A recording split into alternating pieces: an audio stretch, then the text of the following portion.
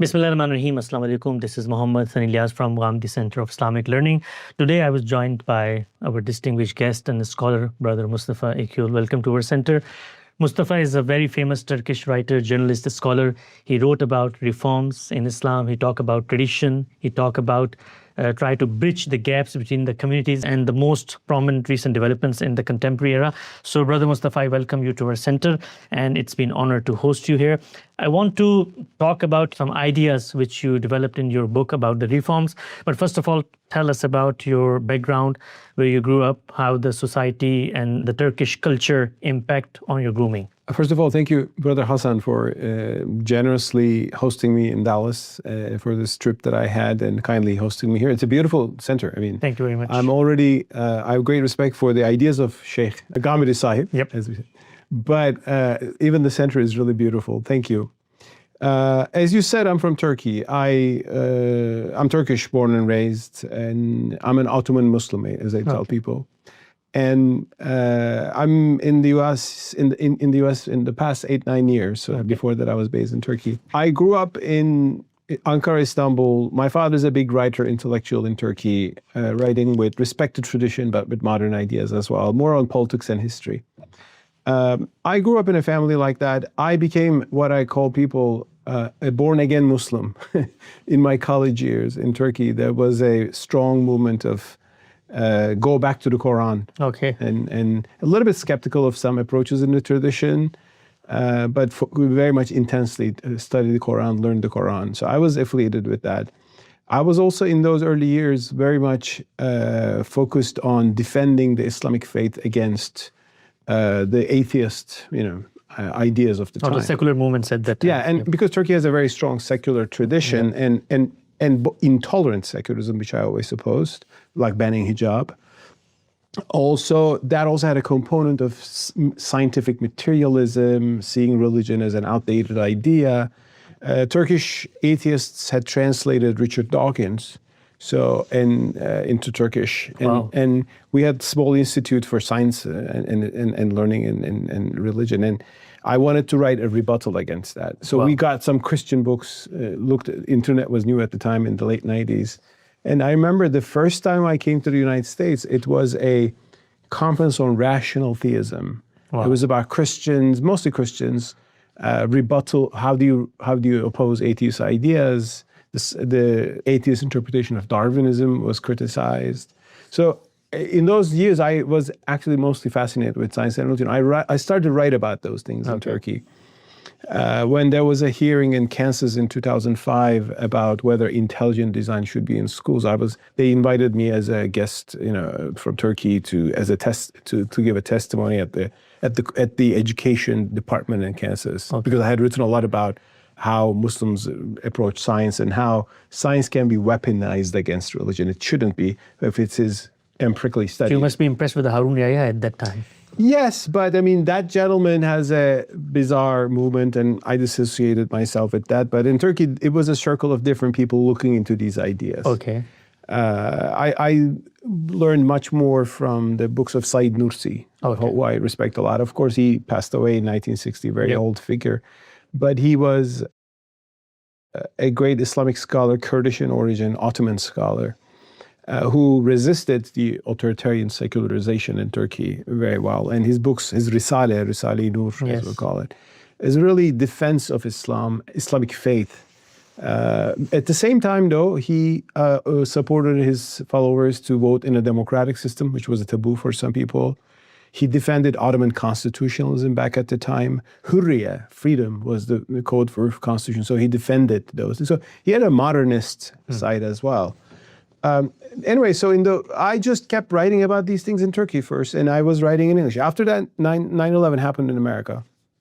And I realized, oh my God, this country is now obsessed about Islam. I mean, understandably so. This terrible thing happened with some extremist group acting in the name of Islam. And I actually called one of my Christian friends. I said, I want to write about people speaking about jihad. I want to write about this. He said, yeah, there is a publication called National Review. It's good, write for them. So I sent an article as a pitch. This was 2003, I think. And they published it. And the title was Al-Qaeda is Violating Islam's Rules of Jihad. Wow. Because I said in jihad, you don't target innocent civilians, right? You don't kill women and children. That's a hadith from our Prophet Muhammad, peace be upon him, beloved Prophet. And that Islamic law actually codified that. And some of the extremist groups are finding ways to overcome that, but that's against that. So I wrote against that. Then some Islamophobes wrote against that article. No, Al-Qaeda is real Islam. This is a Trojan horse argument. Okay. And I said, wow, this country, there's something going on here. So although I was based in Turkey, and in Turkey, I became a columnist for 2 different newspapers, one in Turkish, one in English, Hürriyet Daily News. So I was writing 4 articles a week and on issues of religion, society. Turkey was at the time joining the European Union. How can we should we join the European Union? Is it an Islamic thing? What about their legal reforms? How do we make a sense of that? They speak about religious freedom. Is that a good thing? Yes, but what about some of our, jurisprudential issues? Yeah. I really struggled with these as someone who's an intellectual activist, writing, thinking, and over the years, and in 2011, I published a book in the U.S. All those publishing led to more. Islam Without Extremes, a Muslim Case for Liberty, which got translated into languages. And I started writing for New York Times after that for about 10 years in 2010s on issues about Charlie Hebdo murders and what does Islam say about this and that kind of stuff. So all that work ultimately brought me a position to work at the Cato Institute in Washington, D.C. Cato is a libertarian think tank, which means classical ideas of liberty, individual freedom, limited government, peace. So it's an anti-war institution, which is, I think, important in America today. It's a very accomplished journey you just told us. Yeah. So tell us about the Turkish society, because we were living in the Pakistan or India, but not much aware of what's going on within the society. Yeah. What we knew is that, when the Kemal Atatürk came, he applied the secularism there, and there's some resistance from the Islamists, and then the Islamists turned to be a political party, and they came to the power. What is really going on within the Turkish society? How people see, the different narrative? Do they live together or they oppose together? What about going on between the families? If you're a part of, secular thought, you will still be a part of your family. How do you see the society in general about the Turkey? Great question. I begin Turkey's story not with the Atatürk era, as a lot of people do, but with the Ottoman era. Okay. Turkey is the continuation of the Ottoman Empire. It's a break from the Ottoman Empire, but it's a continuation. When you go to Istanbul, you see beautiful institutions, the buildings. It was built by Sultan Abdülhamid or Sultan Abdülmecid, and I wish actually the Ottoman Empire continued.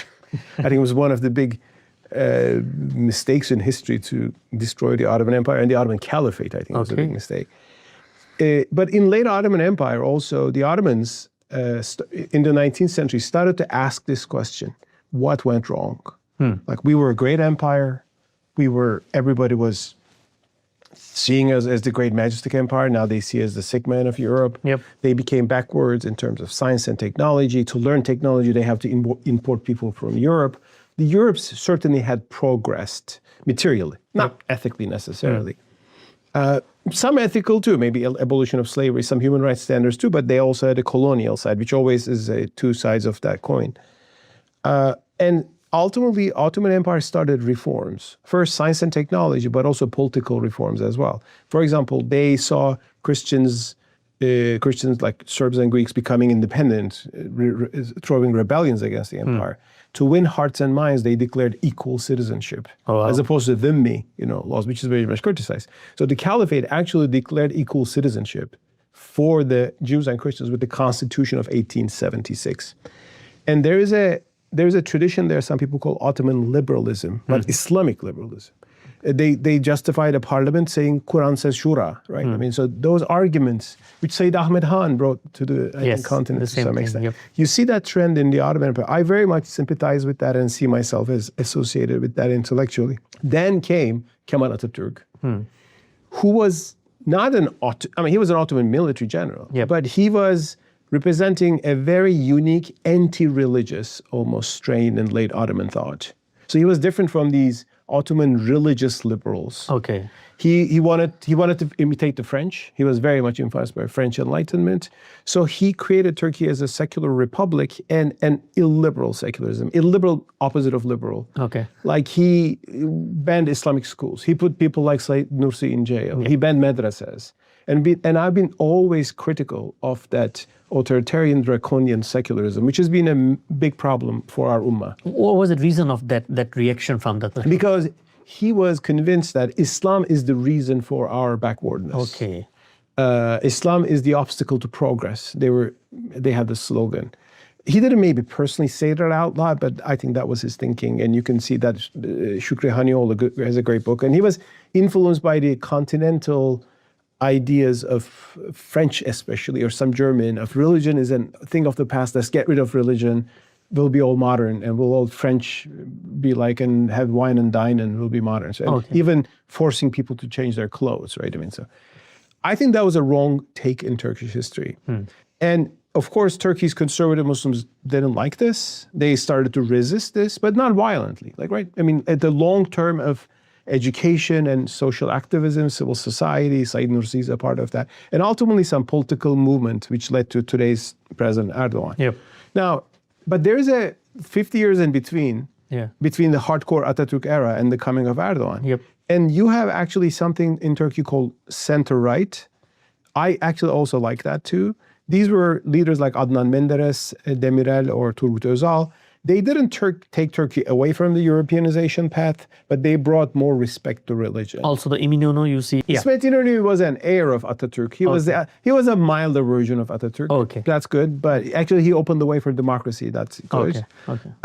But the others were, like Turgut Özal, my hero intellectually as a president, 83 to 93. He said, we need three freedoms. Freedom of markets, freedom of ideas, and freedom of religion. Wow. And he went to Hajj, and the secularists were crazy. How can a prime minister can go to Hajj? Like, they were not used to that. Kemalists would never ever do that. So, and he said, my grandmother is a Sufi. What's the problem? So he was proud of his Muslimness, but he also put Turkey to the European Union track.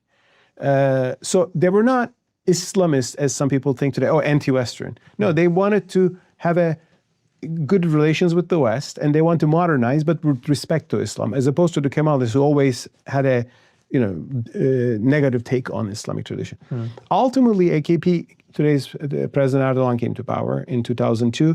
Initially, they followed that line for the first 10 years, so I was more supportive. Then there was a little bit turn, honestly. I began criticizing them. But I still think I'm trying to be fair to today's Turkey. There are problems in Turkey about freedom of speech, rule of law. I am critical of them. There's definitely authoritarianism. But also, I'm glad that Turkey is back in the world stage as a defender of this ummah. Because I think the Kemalists said we had nothing to do with the Muslim world, right? We just want to be joining the West, and that's it. And I think even the West doesn't respect that. You want to imitate them, then what's the value in that? Also, I'm glad Erdogan's government, and people around him supported Syria to come out of the Assad tyranny, and now trying to revive Syria after terrible destruction, standing for Gaza. Sometimes the language gets out of control, but I think they care for other Muslims, and I value that. I care for the Ummah as well. I'm critical of certain things about the Turkish government today, but I'm not with the people who kind of depict it as a dictatorship that has to be coupled or anything like that. There's one central right. What about the relationship between the communities? Like, we in Pakistan, we are very much polarized. Like, even there's a polarization between the ethnic groups and then the religious groups and then the sectarian thing, Deobandi, Barelvi, Shia, Sunni, all of this. So what's in Turkey? Because you all are Hanafis, right? There's no much divide in the religious beliefs. So, yes, by and large, Turks are Hanafi. Kurds are Shafi, so that's another ethnic group, of course, in Turkey, and whose rights have not been recognized for a long time, and that was a problem. But in Turkey, and we have small Shia community too, but not big. But the real problem in Turkey is not Hanafi versus something else. It's about different charismatic leaders, all maybe Hanafi. You might have heard about this Gülen group, which went against the government. Well, they're Hanafi, the government is Hanafi too. It's not Hanafism, it's about political power. And they as a religious group, they should not have claimed to rule the state. And they tried to do that with some dirty tactics. And I think that brought on them the wrath of the state in very, I think, disproportionate way. But I think Said Nursi has a good advice. He says, "A'udhu billahi minash shaitani was siyasati." Like he says, from the devil and the politics, I should stay away. And they didn't follow that. I think they should have followed. But there are different groups. One big difference, of course, is less observant Turks and the more pious Turks. Right? I mean, people who wear hijab or pray 5 times a day, and the rest of Turkish society which doesn't do that. But I think that's okay. I mean, in a society, not everybody has to be that pious. And if they're not, you can maybe preach your religion, but you cannot coerce them. And I think today, for a long time, the problem in Turkey was coercion from the secular side. Okay. Like they were trying to ban people from wearing hijab. And I was very much against that for decades. Because it was a French secularism even more harsh than France, because France doesn't deal with universities, at least. They were banning hijab in universities. Now, those things have been lifted. That's good. And now there's a little bit of conservatives having the upper hand and using the state. That is also a problem. Yeah. And I think it shouldn't go towards that direction. But I think after 100 years of a republic, and also one thing, Atatürk did some good things as well. I mean, I think he gave equal rights to women. So that was totally fine. There's good reform. His secularism was too of a top-down secularism, which didn't leave room for religion. In Iran, the Shah imitated that. Yep. And the Shah never opened the way for democracy. So the Shah was replaced by his son, who was another dictator, and then came Khomeini, and it was a violent revolution, and it created a dictatorship towards the other direction. Yep. I think Turkey was lucky compared to Iran, let's say, because it was able to experiment with democracy. Yeah. Islamists had to enter the political system and win municipalities and show that they make things work well. So I think despite all the internal problems, I think Turkey is today an interesting story to look into for other Muslims. And one thing, not owning the state made Turkish Islam actually sometimes healthier. Okay. Right? Yeah. You had a more moral high ground. Now, when you own the state, some corruption starts to begin, and actually that is hurting the image of religion in today's Turkey, for example, to some extent. Okay. I believe in a healthy separation of state power and religion, not to oppress the religion, obviously, but so that religious communities can work with the moral realm, with preaching, by winning hearts and minds, by building communities, families, whereas the state should be neutral towards different groups and even different religions. Right. I know in Pakistan, of course, mostly Sunni, there are Shia citizens, there are Ahmadi citizens. I know it's a controversial issue. I'm not saying their ideas are right, they're not in my view, but they're citizens, right? Yep. I believe states should be neutral towards the citizens, whatever we think about their ideas.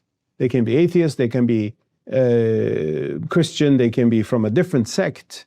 And I think whenever you say the state should uphold the true religion, always somebody ends up to be the victim. Yep, that's because true. The true religion is, according to me, according to you, yours, or this sect. Or when you go to Islamic world today, in Sunni majority countries, the Shia are persecuted or under threat. Yes. In Shia majority Iran, Sunnis have huge discrimination complaints and persecution as well.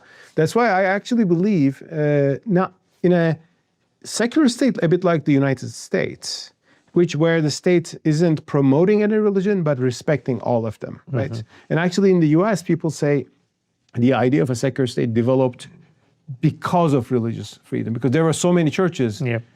If you choose one of them, the other one will be discriminated. So that all of them can coexist. Yeah.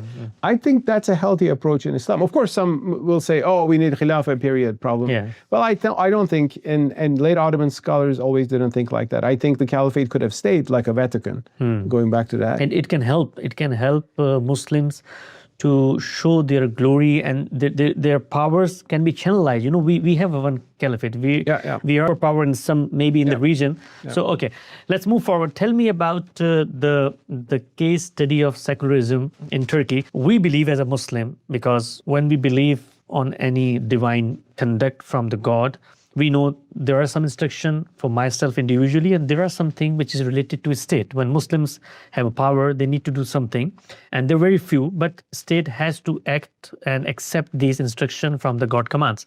Now, how do you see, with the case study of Turkey, is there any place of secularism in the Muslim majority countries? Because, the Muslims have their tradition, and when they will come to the power, they have to obey the God law, whatever they think the God law is. So the secularism has no place in the Muslim majority countries. What do you think about that? I would say obeying God's law and enforcing God's law are two different things. Right. Right? I think we Muslims, give an example. Is praying 5 times a day a commandment, a farz in Islam? Yes, it is. Yes, it right? is. Yeah. I should do it as a Muslim, Yeah, right? What if my neighbor doesn't do it? Yeah, we don't have any right to do anything. Well, our traditional ulama brought punishments in jurisprudence about, if someone gives up prayer. But that's not in the Quran. It was the way they understood society and community. I think Muslims have a right to practice their religion, but they shouldn't coerce their religion on others. Yep. That's my next volume is about, like Ikraha fid Din. Because when you do so, first of all, if you coerce people to be like hijab, let's say. I mean, Iran forces women to wear hijab, right? True. Afghanistan does it. True. Well, ideally, a Muslim woman maybe should wear a hijab. That's wonderful. But it has nothing to do with this. Yep. But some ladies don't, and they can't, or they're not that traditional or conservative, observant. We should respect it all. If we say you should do it, if you force it, first of all, there's no religious value in whatever is forced. Right. It should come from within, right? And you can nourish that faith, you can preach that faith, but you cannot create it from imposition. Second, whatever you impose, it will be somebody's Islam. Yes. Like you and I can agree that praying 5 times a day is fard, but somebody will come and say, ISIS will come and say, well, you're all kuffar because you vote or something like that. I mean, whatever is right, even in the Sunni world, we say also, it's not just even the 4 madhab. Today, there are many modern issues people disagree. So I believe in keeping the state as neutral as possible and the state as protector of everybody's rights without getting into theological disputes. And let those theological issues and beliefs be lived by individuals and communities. Right. I think that's a healthier model. Much more. The West came to the solution, especially in the US and before that Britain, because they had the same problem. Yeah. One church was coming to power and saying these are all infidels or heretics and persecuting them. True. So they find the solution in separating of church and state, as they call it. Now, in Islam, people say, oh, we have this. We should also understand that we are not living at the same time with the early caliphs or the time of Prophet Muhammad, peace be upon him. I mean, it was a different social structure. If all Muslims were following the same prophet, there was no nation dispute. State, different communities, different language. Actually, there was a dispute right after him. Yeah. Who was going to be? I mean, there was never this kind of ideal, situation, Muslim state where everybody agreed on things. Now, one advantage of traditional states was the state was very limited anyway. Yeah. It didn't have much power. There was one caliph in Baghdad, and they didn't have institutions that control society. A lot of things were ad hoc and regional. Now in modern states today, where the states really have uniform laws, institutions, and bureaucracies, we should keep them neutral and as neutral as possible, as opposed to thinking we should conquer it in the name of Islam, which will be always somebody's conquest, like true. Taliban's conquest. That's true. As opposed to others. So you talk about the reforms, and I read a book about reopening the Muslim minds, right? So how do you see? There are 2 ways to reform and tell Muslim intelligentsia and the scholars, you have to progress in your understanding. Quran is there, Sunnah is there, but this is your understanding which need to be revised, which need to be relearned, reconstruct. And there are movements, as you just told us, that even in the Ottomans, the reforms just started, and then we see in the Egypt, Muhammad Abdahu, Rashid Raza, they all reform, and Sayyid Ahmad Khan in there. But how do you see, if we just reform under the pressure and try to accommodate the needs of society and try to turn the religious faith and just accept it as people will like it? If there's no principled approach towards the reforms, how do you see the main structure of religion will be preserved? Like you can just stand and say, I want to reform the things, and from today we think this God command is not relevant to the current situation or maybe the Western powers, we can just reform it. So if there's no principled approach, do you think this formula of reform will go far? It won't. And that approach, say, oh, there's zarura, right? Yeah. I mean, we have to overcome this because there is a zarura and we have to not implement this. And somebody will come and say, why are you not implementing this in the Sharia? I think instead of that, that's why we need a more methodological approach. And that's why I'm interested in the tradition called Islamic modernism, right? Sayyid Ahmed Khan wrote about this 100 years ago. And others, Abduh, definitely, Muhammad Abduh. A scholar from your country, Fazlur Rahman, I think was very important. I think I learned a lot from his book, Fazlur Rahman Malik, who was a professor at University of Chicago. And he, for example, calls for understanding the Quran in its historical context and understanding the intentions, the maqasid of the Quranic injunctions, let alone other things in the Sharia. And also, I think we need a primacy of the Quran over the Hadith literature because some people have turned it upside down. I think many of the controversial issues in Islamic law today come from the Hadith sources, apostasy issues, blasphemy, a lot of issues about women's rights. There are, of course, noble hadiths too. And when we say hadiths criticize, na'udzu billah, we're not criticizing what the Prophet said. Yeah, that's true. But these are reports, canonized, written down, decades, almost 200, some cases, 200 years later. I think we need a bit more Quran-centered approach to the content criticism of hadith, not just the isnad, but the metan, the content of it as well. So there's a whole, I think, sometimes modernists is used as a slur or criticism, but I mean, I use the term in the sense that, well, we are in a different era. For example, people say in traditional times, no Islamic scholar would allow Muslims to live outside of the lens of Islam. True. Now, why? Because they wouldn't be safe. It's a which war. country? I mean, well, what are the alternatives to Dar al-Islam? There are the Mongols who come and slaughter millions of you, and there are the Crusaders come and slaughter millions of you.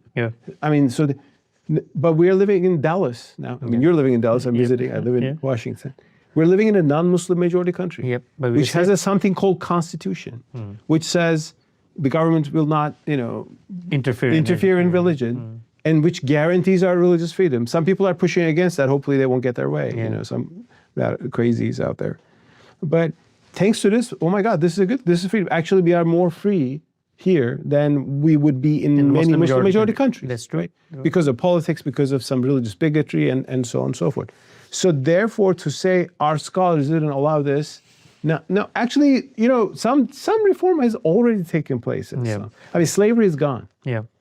I mean, how did it happen? 200 years ago, it was there, and some people are saying it's in the Sharia, you cannot touch it. True. So I think we should understand that Islam was born at a time which is very different than ours. It elevated humanity. I would defend every commandment of the Quran showing how a moral change it brought to that society.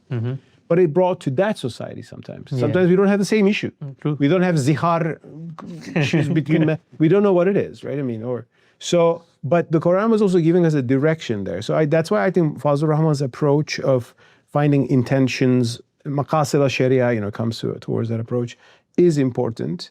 So with these approaches, I think we need to. So one thing, because we are under threat for 200 years, from Western powers, sometimes Russians and others, from Soviets, right? I mean, Afghans.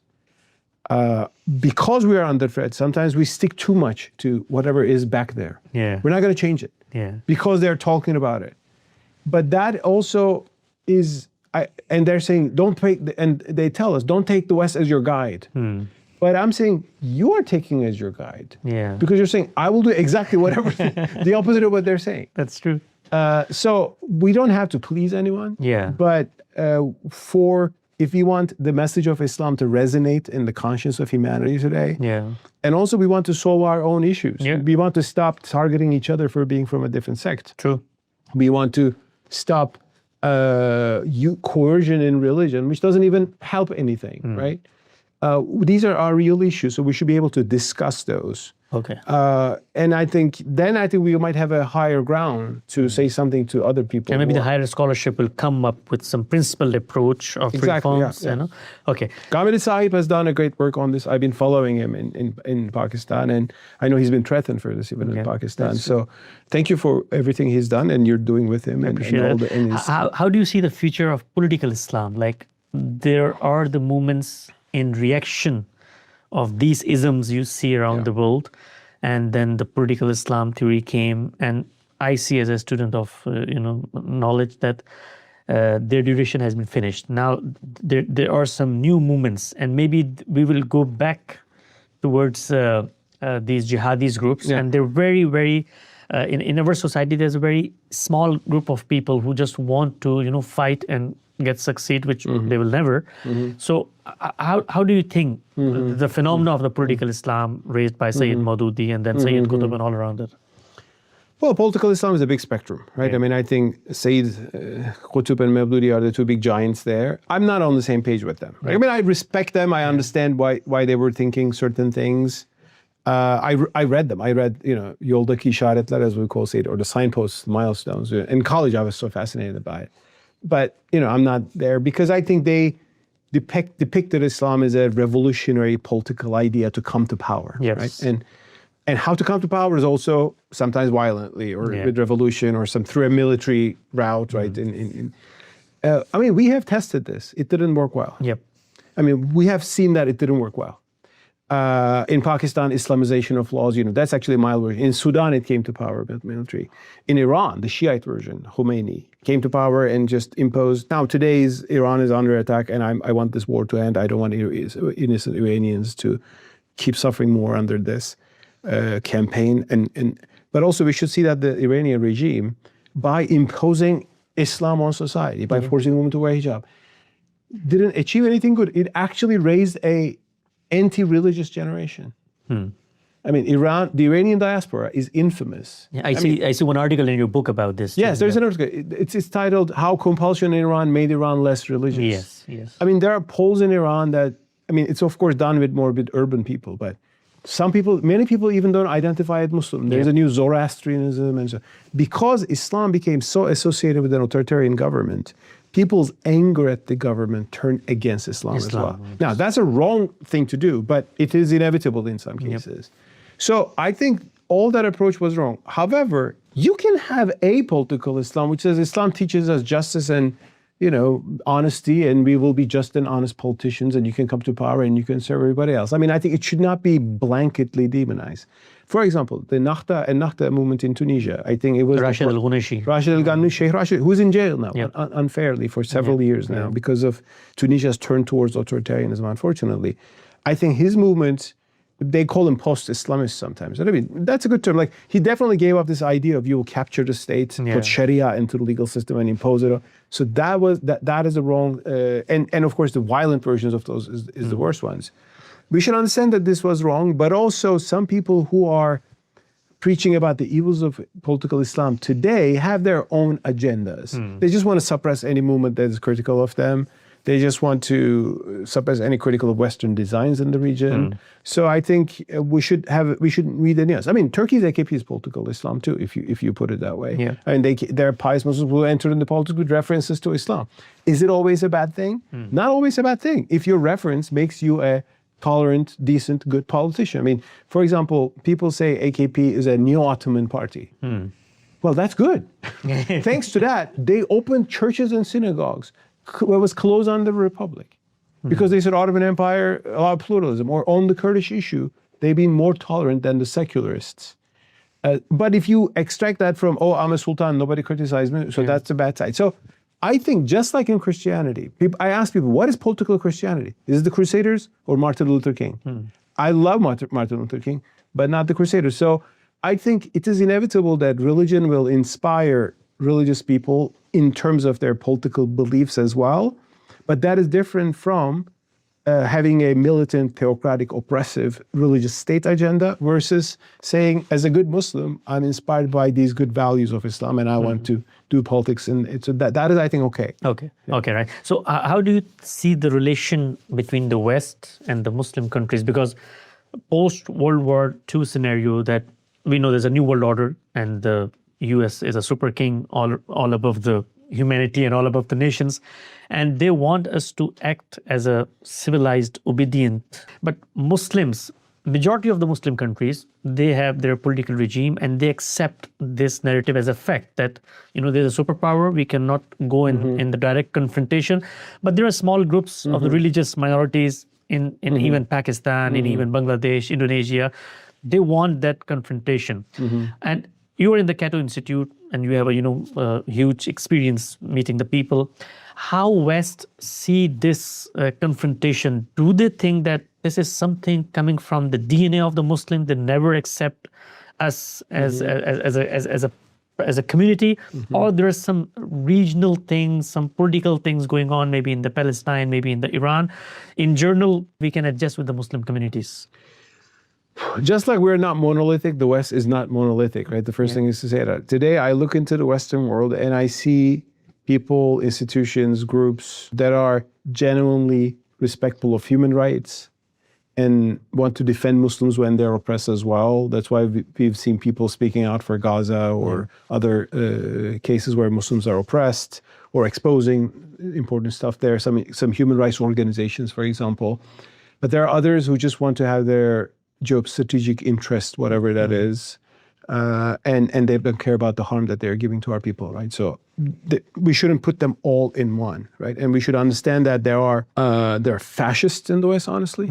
As like there are very good, conscientious people, and we shouldn't lump this all together. We should, quite the contrary, make that distinction so we can engage with good people and marginalize the bad people. Now, there's definitely a new wave of anti-Islam narrative in the West, in America and in Europe, partly because of this concern with immigrants, nativist part of it, that's in Europe a little bit, partly as a product of the Arab-Israeli tension. Some hardline pro-Israeli figures are depicting Islam as an evil force so that Israel is not going to be criticized for what it's doing. There's sometimes some Christian bigotry. There are other humane Christians which defend our rights as well.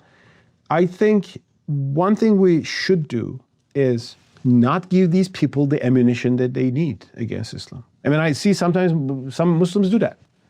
Allahu Akbar, we'll put the flag in Europe 100 years later. It will be all like, there are guys like who say stuff like that. Now, that is in principle wrong. I mean, this kind of militaristic, domineering, conquer, that's not even just a fantasy. It's not going to happen. True. But now, look at what those anti-Islamophobes are doing.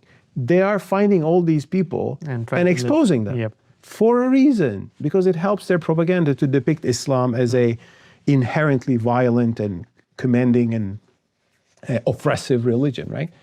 And there might be real issues to resolve. And I think, for example, I tell my fellow Muslims, like, we enjoy religious freedom when we have it.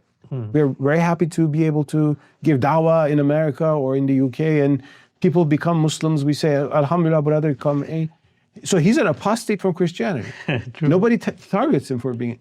So we cannot do this and then say, oh, we actually killed the apostates. I mean, that sort of thing. It's not possible. I mean, so that's why actually I'm working on those issues. Like I'm working on issues in Islam that are unacceptable from human rights perspective.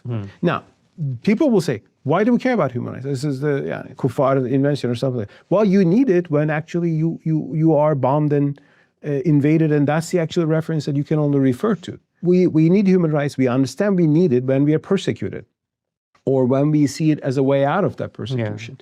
So I think one thing, nobody criticized Islam 500 years ago about lack of religious freedom or women's rights. All were the same at that time. We were better. We were better, right? Jews were escaping from Europe, coming to the Ottoman Empire. Standards got higher in the West. At the same time, very bad imperialism developed in the West too, but we should be able to see the difference between those. On the other hand, our standards got worse.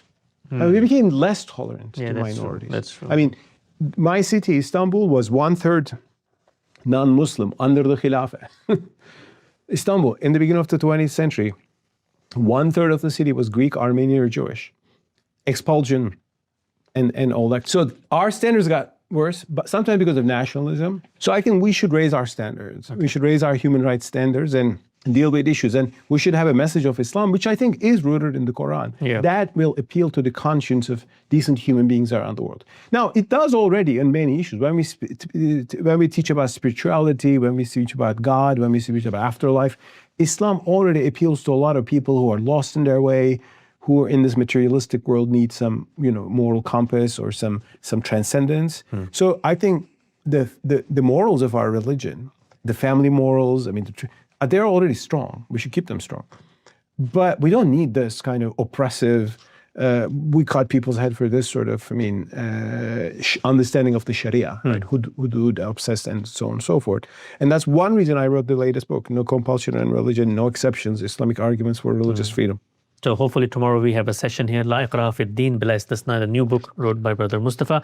Last question, Brother Mustafa. I think maybe this is a topic for your next book because we see a biggest reforms of the centuries in Saudi Arabia, from hardcore Wahhabism, Salafism thought to the progressive things that happening in the Jeddah, doing the concerts and dancing all around.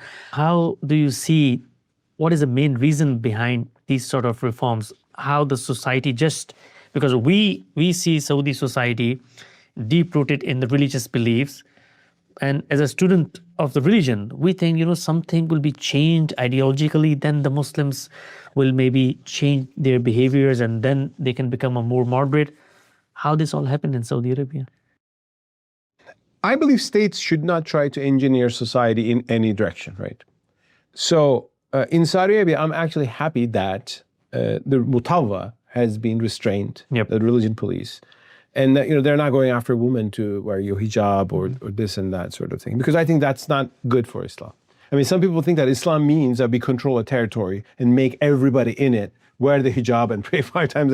It's like a military discipline. True. No, Islam, it begins with your heart, with your belief, with your conscience, with your iman, and your practice should come out of that iman. Every society has some public morality standards, but I think this coercive understanding of Islam had gone too far. I'm glad that it is being restrained. Now, when it is restrained, do you have to do a pop concert? Well, some people maybe do that, but that's not my thing. That's not probably your thing. Yep. A lot of Muslims will be already Muslims anyway. We're Muslims not because somebody's telling us to do. We're like Muslims in America fast not because there's a religion police in Dallas telling them to fast. You don't need that. It's true. That's why we don't need Ramadan laws in the Muslim world too. I wrote about that. So now, one thing, when in a very strict society, which has been pushed for a long time, when you open the box, there's a reaction. Maybe, oh my God. Yeah. So there's a reaction to it. Things will come down. Hopefully, if things, I've seen a lot of people in the West who lived their lives of parties and dancing and became Sufi at age 60 or something like that. They realize that it's empty and there's nothing big in there, right? Yeah. So, societies find their way and we should try to influence our societies towards the better. But the Saudi experience, you take the Mutawwa out and then all these crazy things come out, shows that it was not right. It was not helping anyway. Right? Yeah, so that's true. And I think in the modern world, Muslims will be exposed to everything. There's no way you can escape. Like you can't. We have an old way of protecting the zone. Like Iran was banning satellite dishes or something. They're not anymore. It never worked. Yeah, people will see what other societies are. Yes. People will get exposed to atheist websites or something like that. We should not protect the zone. We should protect the Muslim individual, the believers, our children, their character, their beliefs. So it's about education. And in the West, you see how this happens. America is the most free country in the world, but you have very conservative Christians.